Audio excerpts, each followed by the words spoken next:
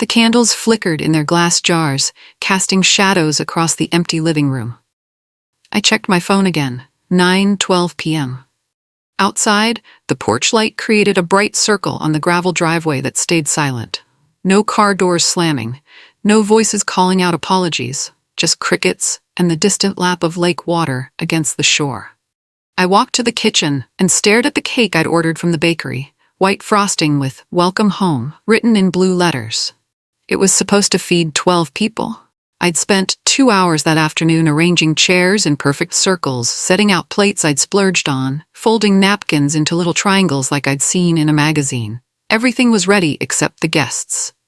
I cut myself a slice and sat in my brand new chair, the price tag still scratchy against my leg. My name is Evelyn Monroe, and I'm 53 years old. Tonight was supposed to be the celebration of everything I'd worked for. Instead, I ate cake alone in a house that suddenly felt too big. I pulled out my phone one more time and scrolled through the group chat. No new messages, just my own texts from this morning. Party starts at 6. Can't wait to see everyone. Tomorrow, I decided, things were going to change. Tomorrow, I would stop being the person everyone called only when they needed something. 25 years is a long time to save for anything. I worked double shifts at the diner, took every holiday opening, and said yes when my manager asked if I could cover for someone else. My hands would shake by 3 a.m. from pouring coffee and carrying plates, but I never complained. I learned to sleep in 4-hour chunks, to eat standing up, to ignore the ache in my feet that never quite went away. Birthdays were plastic forks and grocery store cupcakes. Vacations didn't exist. Every spare dollar went into an account labeled Lake House. The dream was always the same, a small place by the water where I could finally breathe. My family loved hearing about the dream. They'd ask for updates, nod along, get excited about the porch I'd build, but they loved it for different reasons than I did. I was the easy answer to every problem. Rides to the airport at dawn? Call Mom. Need groceries delivered? Mom will do it. Can you watch the kids? Can you spot us some cash till Friday? Friday never came. The money was never paid back. The favors were never returned. Tonight, sitting in my empty house, the silence told me exactly who I was to them. I was convenient. A solution, not a person. A resource they could tap whenever life got difficult. Sunlight poured through the windows the next morning, hitting the fresh paint on the walls. Everything smelled like lemon furniture polish and crushing disappointment. I made coffee in my new kitchen, the one with the double sink I dreamed about for years. The countertops were real granite, not laminate.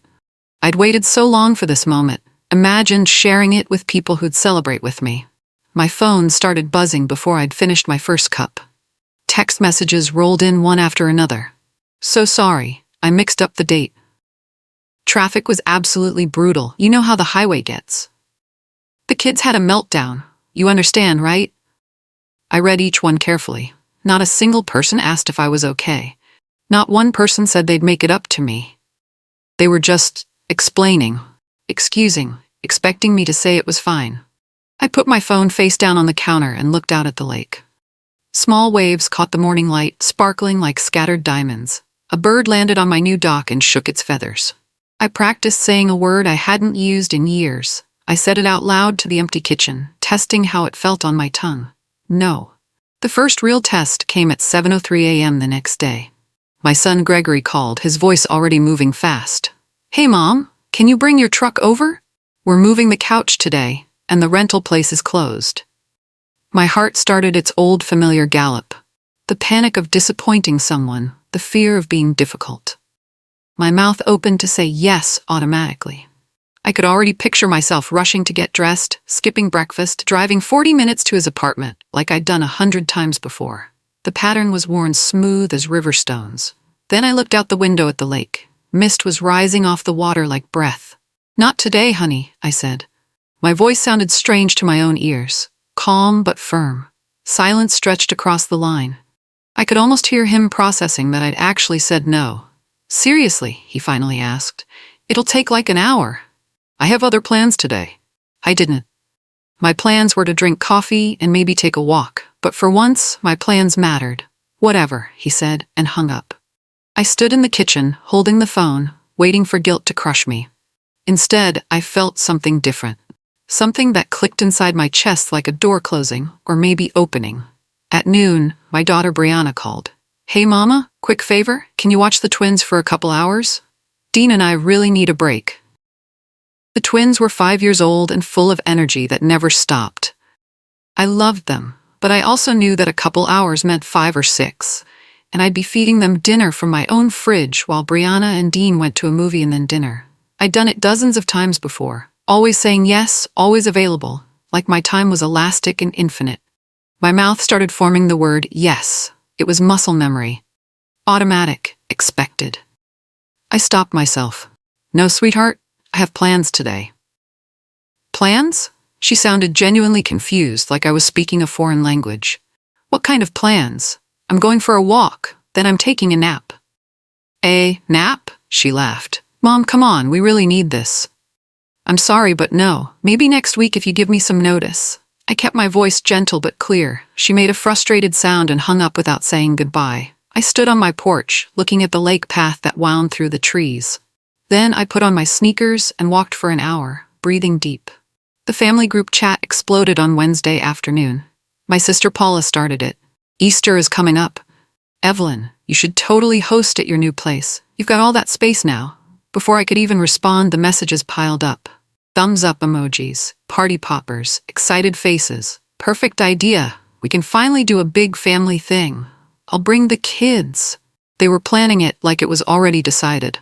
Like my house was just an extension of their convenience.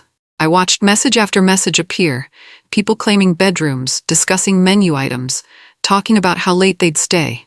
Nobody asked if I wanted to host. Nobody considered that I might have other plans for my first Easter in my new home.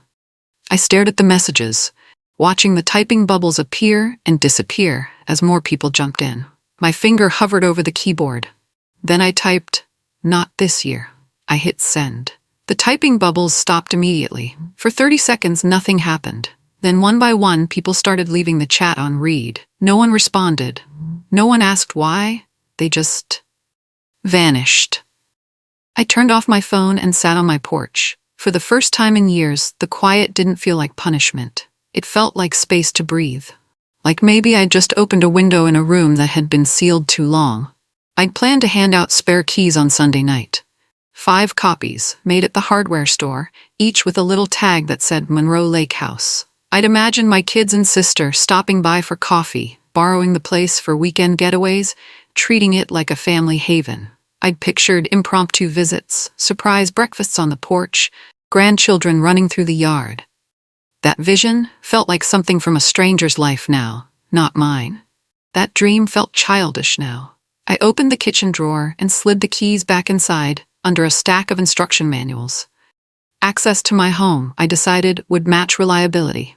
The people who showed up would get keys. The people who didn't would get locked doors. The door had a keypad lock, one of those modern ones where you program a code. I'd set a temporary code for the housewarming party so people could let themselves in if I was busy greeting others. I stood at the front door and changed the code to nothing, deleted it entirely. If someone wanted inside my house now, they would have to knock. They would have to wait for me to decide whether to answer. My hand was shaking as I pressed the buttons. But I didn't change my mind. That evening, a car pulled up to the curb around 7. I was reading on the couch when headlights swept across my living room wall. I got up and stood by the window, careful to stay back in the shadows. The car idled. No one got out immediately. Then the driver's door opened and I recognized Gregory's girlfriend, Stacy. She walked up the path with her phone in her hand. No text, no call ahead. She went straight to the front door and tried the handle. Her confidence was absolute, like she'd never considered the door might be locked against her. Locked. She rattled it, surprised. Then she pressed the doorbell. I watched from the window, my heart pounding so hard I thought she might hear it through the glass. Every instinct screamed at me to open the door, to apologize for the inconvenience, to let her in and pretend everything was normal. She rang again. Knocked. Rang a third time. I didn't move. The porch light stayed off. After a long minute, she walked back to the car, phone pressed to her ear. I watched the taillights disappear down the road. My hands were shaking, but not from fear, from something else entirely, something that felt like power. I couldn't sleep that night. At 2 a.m., I got up and pulled a shoebox from my bedroom closet. Inside was a rubber-banded stack of papers I'd been collecting for years. IOUs that were never paid back. Rent money, pay you ASAP. Gregory, can you cover soccer fees? I'll get you next month. Brianna, emergency car repair, just till Friday. Paula, I spread them across my kitchen table and did the math. Over $15,000 in loans that were never repaid. Money I couldn't afford to give but gave anyway because family helps family. There were dozens more I hadn't even written down. The grocery runs, the utility bills, the quick 100 till payday that disappeared into a black hole of forgetfulness. Except it only went one direction. I felt shame rising in my chest, but not at them. At myself. I'd taught everyone that I cost nothing. That my time, my money, my energy were free for the taking. I gathered the papers and slid them into a folder. I labeled it closed with a black marker and put it in my filing cabinet. Tomorrow, my wallet would stay closed too. The pushback started immediately. Phone calls, text messages, voicemails that ranged from confused to angry. Mom, you're being dramatic. It was just one party. We had legitimate reasons. You know we love you, right? Why are you acting like this? I answered each call the same way. Calm, brief, steady. I'm taking a step back. We'll try again when everyone is showing up consistently. My voice didn't waver. I'd practiced the words in my head dozens of times, preparing for this exact moment. Gregory accused me of keeping score. Families don't operate on a point system, Mom. That's cold. I'm not keeping score, I said quietly. I'm quitting a game I never agreed to play. Paula called me selfish. Brianna said I was having some kind of crisis. My brother Keith, who I hadn't heard from in 6 months, suddenly had opinions about my attitude. He left a long voicemail about respect and family values, as if his absence from my life gave him authority to lecture me about presence. I listened to all of it. Then I said the same thing to each person. I love you. But things are changing. Then I hung up. Every single time. By the end of the week, the calls slowed down. The group chat went silent. No one knew what to do with a version of me that had boundaries. I started filling my calendar on purpose. Not with obligations, but with things I actually wanted to do. Choir practice on Tuesday nights at the community center. Card games with my neighbors on Thursdays. Coffee after church on Sundays with a woman named Dorothy who'd lived on the lake for 40 years. I wrote them in my planner with a blue pen. Neat and official. They were appointments with oxygen. Time to remember who I was outside of being useful.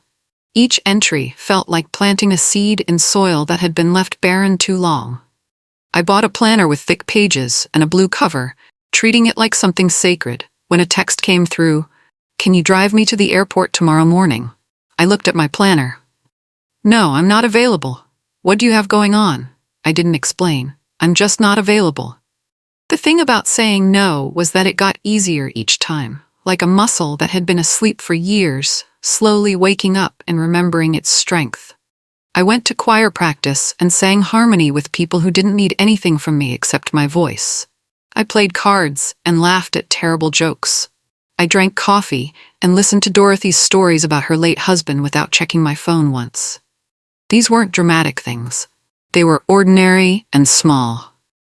But they were mine. They belonged to me in a way nothing had belonged to me in years. On Saturday morning, I heard footsteps on my porch. I looked through the window and saw Gregory standing there with a toolbox in his hand. He knocked. I opened the door. "Hey, Mom," he said. His eyes were level, not avoiding mine. "I noticed your porch steps are a little loose. Can I fix them?" I studied his face, looking for the catch. The favor he'd asked for in return. The request that would come after he'd earned some goodwill. But his expression was open, almost nervous, like he wasn't sure I'd let him stay. "Okay," I said carefully. He worked for 3 hours. I brought him lemonade halfway through, and we sat on the steps together, not saying much. He told me about a project at work. I told him about the blue heron I'd seen on the dock that morning. The conversation felt different than usual. Slower, more real, like we were actually listening to each other, instead of just waiting for our turn to talk. When he finished, he packed up his tools. Then he looked at me and said, "I'm sorry about the housewarming party. That was wrong." The words landed like something solid and warm, like bread fresh from the oven. "Thank you," I said quietly. "Can I come by next Saturday? Maybe we can have breakfast?" "I'd like that." He smiled, not the charming smile he used when he wanted something, but a real one, small and honest. For years I'd hosted Sunday dinner. It was an open invitation for whoever can make it. I'd cook for 10 people, and sometimes 3 showed up, sometimes none. But plates would get scraped clean, leftovers would disappear into Tupperware containers that never came back, and I'd stay up alone washing dishes until midnight. I'd stopped counting how many times I'd thrown away food that went bad because no one came, or how many hours I'd spent cooking meals that barely got acknowledged. On Wednesday, I sent a message to the group chat, "I'm canceling the standing Sunday dinner invitation." The response was immediate. "What? Why? That's a tradition. Mom, you can't just cancel tradition." I typed back, "If I cook dinner, it'll be for the exact number of people who RSVP. No more open door policy." Paula wrote, "That's really cold." I put my phone down and made myself a sandwich. I ate it at my table, looking out at the lake, and didn't feel cold at all. I felt clear. The table looked smaller now with only one place setting, but it also looked kinder. More honest. A table where people who actually wanted to be there could sit. My grandmother's quilt had been borrowed by Paula 2 years ago. Every time I asked about it, she promised to return it next weekend. Next weekend never came. The quilt was special, hand-sewn by my grandmother before she died, with patches from old dresses and shirts we'd worn as kids. It was supposed to be mine. On Monday morning, I texted Paula, "I'll pick up Grandma's quilt today at 4. "Oh, I'm not sure I can." 4 o'clock, I'll be there. At 4:10 p.m., I stood in Paula's living room holding the quilt. It was folded neatly, heavier than I remembered, the weight of women who didn't wait for permission or apologize for taking up space. "You didn't have to be so pushy about it," Paula said from the doorway. "I've been asking for 2 years. "Yeah, but..." "Thank you for keeping it safe," I interrupted. "I'll see you later." I drove home with the quilt on the passenger seat. That night, I spread it across my bed and ran my fingers over the stitches. I slept better than I had in months. The unannounced visits continued. On Tuesday afternoon, someone knocked rapidly on my door. 3 quick raps that sounded impatient. I was in the hallway folding laundry when I heard it. My first instinct was to rush to the door, to apologize for not answering faster, to let whoever it was inside immediately. Instead, I stood very still. My heart hammered against my ribs. The knocking came again. Harder this time. 3 sharp bangs that rattled the frame, then the doorbell. Once, twice, 3 times in rapid succession. I didn't move. I stood in my hallway holding a towel, barely breathing, late while someone on my porch demanded entry into my home. After a long moment, the knocking stopped. Footsteps retreated down the path. A car door slammed. My phone buzzed a minute later. "Guess you're too good for us now." I set the phone face down on the counter and went back to folding my laundry. My soup was still warm on the stove. I ate it slowly, tasting every spoonful. Gregory showed up the following Saturday at 9 a.m. sharp, carrying a bag of bagels and cream cheese. We had breakfast on the porch, watching sunlight dance across the lake. He fixed a sticking window in my bedroom without me asking. We worked together in comfortable silence, him holding the frame while I adjusted the track. Afterward, we sat on the front steps sharing grapes from a paper bowl. I reached into my pocket and pulled out a spare key. I'd had it in there all morning, waiting to see if this visit was real or performative. I placed it in his palm, for people who show up. His fingers closed around it immediately, like he was afraid it might disappear. "Thanks, Mom. Same time next week?" "I'll be here." After he left, I sat on the porch for another hour watching the lake. 1 key given, 4 still in the drawer. It felt right. Earned access, earned trust. The way it should have been all along. Paula sent a group text about hosting a 4th of July barbecue. "Evelyn, your place is perfect for this. Big yard, the lake, lots of space. It'll be easy." "Easy for whom?" I thought. I replied, "Not this time, but you all have fun." On the 4th, I organized a small picnic on the lake path with Dorothy and some neighbors from the community center. We brought potato salad and watermelon in a cooler. Everyone arrived on time. We sat on blankets and watched kids skip stones while the sun set orange and pink across the water.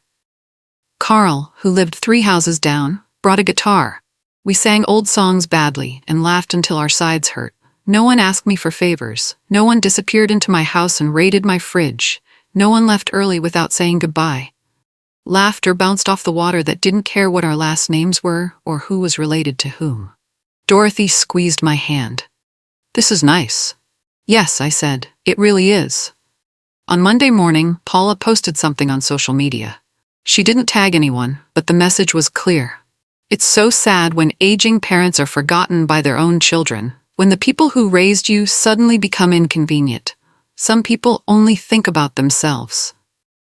The post had 23 comments, all from people who didn't know the full story. "So true. Praying for you. Family should come first." My phone started buzzing with calls from relatives I hadn't spoken to in years. Suddenly everyone had opinions about my behavior. Suddenly everyone was very concerned about family values. I let the calls go to voicemail. Then I deleted the app from my phone entirely. If people wanted to talk to me, they could use their words like adults. They could knock on my door at a reasonable hour and use their real voices. I wasn't going to defend myself in a comment section. I wasn't going to perform my pain for an audience. I made tea and sat on my porch, watching birds. At midnight, my phone buzzed with a call. I was already in bed, half asleep. I grabbed it and saw Brianna's name. "Mom, Mom, I need you." Her voice was tight with panic. My heart jumped. Old instincts flooded back. "What's wrong? Are you okay?" "My car won't start. I'm at the store and Dean's working overnight. Can you come get me?" I sat up in bed, already reaching for my clothes. Then I stopped. "Is anyone hurt?" "What? No, Do you have roadside assistance?" "Well, yeah, but call them, honey. They'll help you." Silence. "Are you serious right now?" "Yes, I love you. But I'm not driving across town at midnight for something roadside assistance can handle." She hung up on me. I lay back down, staring at the ceiling. I waited for guilt to crush me, for the weight of being a bad mother to settle on my chest like a stone.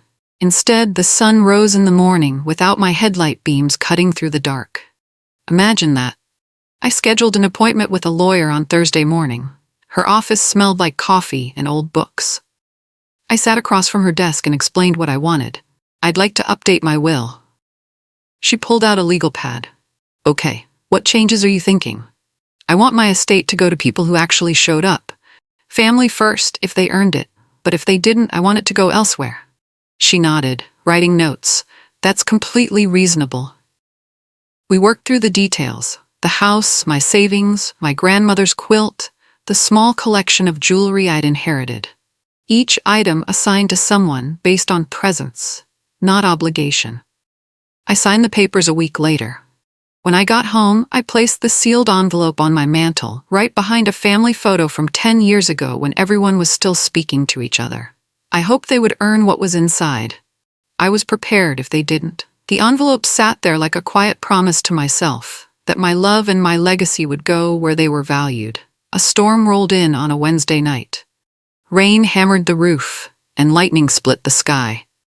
My power stayed on, but I got a text from Keith at 10:30 p.m. "Power's out at my place. Can I crash with you? I'm only 2 blocks away."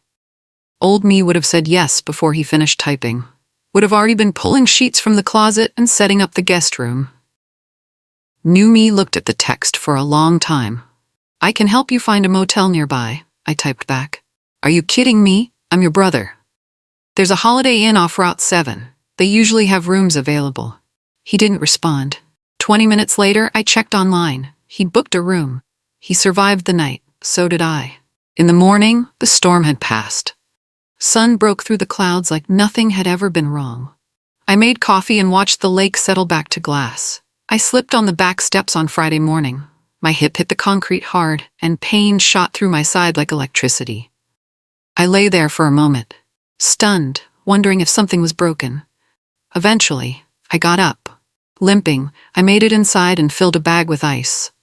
I didn't call anyone. 10 minutes later, because we'd already scheduled it, Gregory knocked on the front door and let himself in with his key. He found me sitting at the kitchen table with ice pressed to my hip. "Mom? What happened?" "Just fell. I'm okay." He didn't make it dramatic. He didn't scold me for not calling. He just made tea, sat with me, and checked to make sure nothing was broken. Then he fixed the back steps so it wouldn't happen again. Thanks for coming, I said. I said I would. That night, I fell asleep without checking my phone once, without wondering if I'd disappointed anyone or forgotten some obligation. I just slept deeply and peacefully in my house by the lake. I planned a small dinner for Saturday at 6. 5 people. RSVP'd: Gregory, Dorothy, Carl and his wife, and Mrs. Roger from choir. I set the table for exactly 5 people. At 6:40, the doorbell rang. I was already sitting down with my guests, passing around the salad bowl. I looked through the window and saw Keith standing on the porch holding a bottle of wine. Dorothy glanced at me. You expecting someone else? No, I said. I'm not. The doorbell rang again. I stayed in my seat. We were eating homemade lasagna and telling stories about the worst weather we'd ever seen. Carl was in the middle of a story about camping in a hurricane when we were supposed to answer the door. I didn't. At 6:55, the bell stopped ringing. I heard footsteps retreat down the path. We finished dinner and moved on to peach cobbler. The porch light stayed off all night. Thanksgiving arrived with cold wind and clear skies. I sent out invitations 3 weeks early. RSVP required, 4 chairs available. Gregory came, so did Brianna. She'd called ahead and apologized for her behavior, really apologized, and asked if she could bring the twins. Dorothy brought her famous stuffing. Mrs. Roger made a pie. The table shone in afternoon light. Grandma's quilt was folded over the back of my chair. Next to Gregory's plate, I placed his spare key on a small napkin. We held hands before eating, and I said grace. Then I added something extra. I want to thank everyone here, not just for today, but for showing up all year, for respecting my time, for treating my home like it matters because I matter. My voice cracked a little. Gregory squeezed my hand. You all have a place here anytime, because you earned it. After dinner, Gregory picked up his key and held it like it meant something. His eyes were shiny. Thanks, Mom. Brianna hugged me at the door. I'm sorry I was so awful. I get it now. I know, sweetheart. Winter settled over the lake like a soft blanket. My calendar filled with small, steady anchors. Choir on Tuesdays, cards on Thursdays, coffee on Sundays, breakfast with Gregory on Saturdays. The phone still buzzed sometimes. Last-minute requests, half-hearted invitations sent only out of guilt. I answered them the same way every time. Simple, steady, kind, but firm. No, thank you. I'm not available. That doesn't work for me. I sat by the window on Christmas Eve with a cup of tea, watching snow fall across the lake. The water had frozen at the edges, ice spreading like lace. People called what I did revenge, setting boundaries, teaching lessons, getting back at family who didn't appreciate me. But it wasn't revenge. It was something quieter and deeper than that. It was choosing a life where my time, my energy, and my love were spent on people who valued them. Where my calendar reflected my priorities instead of everyone else's emergencies. The revenge wasn't in punishing anyone. It was in building the life I'd always wanted. Time that mattered, relationships that were real, and a peace that felt like coming home to myself. The lake roughened and smoothed with the wind, roughened and smoothed, eternal and patient. I sipped my tea and smiled. My house was finally warm.